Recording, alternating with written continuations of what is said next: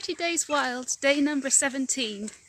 It's raining, but it's not too bad, and I didn't want to be stuck indoors today, so I thought I'd go out for a walk anyway. So I'm heading up to the park. So living in the middle of Camborne, it can often feel like I'm surrounded by urban spaces and there's not much wildlife. But you don't have to walk very far to get to some nice spots. So this is one of them. This is Camborne Park, also known as Camborne Recreation Ground. But actually what I prefer rather than walking around the park is to walk around the footpaths that go around the outside of the park. I like looking in the hedges and looking for wildlife there, so that's what I'm going to do today. I don't have to walk very far at all to already feel like I've left town. You can hear the birds singing, but otherwise it's really quite quiet. Lots of flowers in the hedges.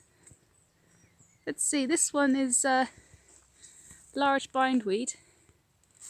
It's a lot like hedge bindweed but much bigger, and you can see these really inflated calyxes. Then we've got some red campion down here, the bramble and the gorse. And here we've got some foxgloves. And here there's some knapweed coming up. That's a nice plant once it comes out into flower. Here's some nice bird's foot trefoil, large bird's foot trefoil I should say, or greater bird's foot trefoil. It's a great food plant for insects, like common blue butterfly. As you can see, it's a bit different from common bird's foot trefoil because it's got lots more flowers all together on the same stalk, and hairy leaves as well. There's a couple of ID pointers. Oh!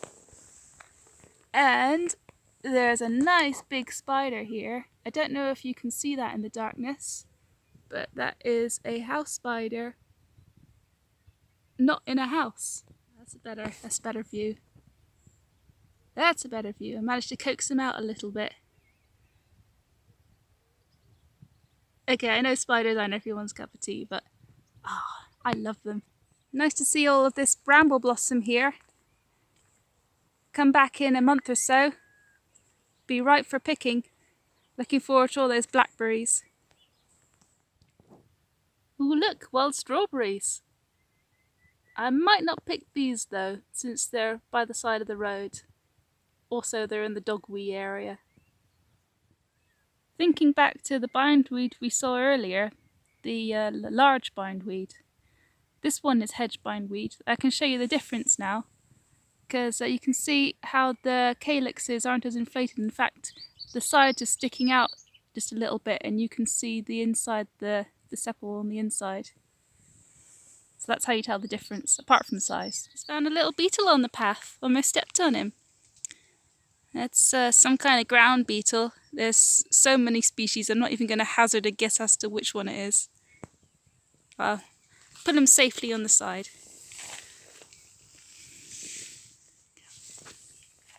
I just noticed this little plant in the hedge. You're probably thinking she's already shown us this.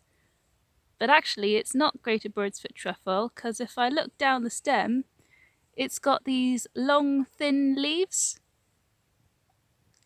almost grass-like, and this is meadow vetchling. You know, it really is true what they say about how getting out and being amongst nature is so good for your mental health. I mean, when I stepped out the door earlier, I'd just finished a busy day at work. I was feeling a bit tired, a little bit stressed, but now I just feel completely at peace, you know, just so chill. I think there's probably something about the colour green.